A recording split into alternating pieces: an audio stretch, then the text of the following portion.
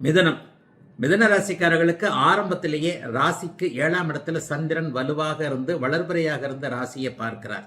திங்கக்கிழமையும் செவ்வாய்க்கிழமையும் ஒரு நல்ல நாளாக இந்த நாள் இருக்கும். எதுலேயும் ஒரு நட்புலையோ உறவுகள்லையோ ஒரு நல்ல பேர் எடுக்கக்கூடிய அமைப்பாக வாரத்தின் முதல் 2 நாட்கள் அமைந்திருக்கின்றன.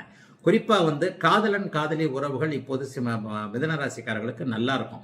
அஷ்டம சனியில் கொஞ்சம் பிரேக்கப்லாம் ஆகிப்போச்சு இல்லைங்களா?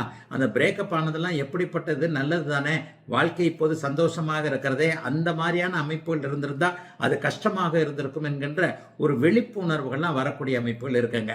இந்த வாரத்தின் நடுப்பகுதியில் புதன்கிழமை மத்தியானம் 2:27 வெள்ளிக்கிழமை நைட்டு 9:27 வரைக்கும் 2 நாள் உங்களுக்கு சந்திராஷ்டமம்.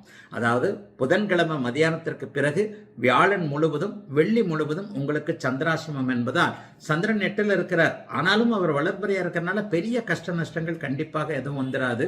ஓரளவிற்கு நன்மைகளை தரக்கூடிய சந்திராஷ்டமமாகவே இருக்கும். ஆனாலும் வியாழன் வெள்ளி ஆகிய அந்த 2 நாட்களும் பெரிய அளவில் ஒரு பயணங்களின் போது பணம் நகை கொண்டு போகிறவங்க கொஞ்சம் கவனமாக இருங்க. விலை உயர்ந்த பொருட்களை கையாளுபவர்கள் கொஞ்சம் கவனமாக இருக்கணும்.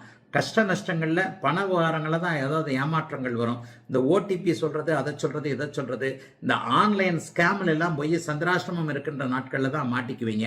அந்த மாதிரியான அமைப்புகளில் மட்டும் விழிப்புணர்வாக இருக்க வேண்டிய அமைப்புகள் வியாழக்கிழமையும் வெள்ளிக்கிழமையும் புதன்கிழமை மத்தியானத்திலிருந்தே ஆரம்பிக்குது.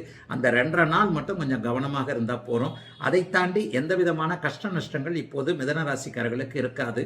மிதனராசிக்காரர்களுக்கு வயதிற்கு ஏற்ற வகையில் முன்னேற்றங்களையும் மாற்றங்களையும் கொடுக்கக்கூடிய நல்ல வாரமாகவே இந்த வாரம் அமைஞ்சிருக்கு.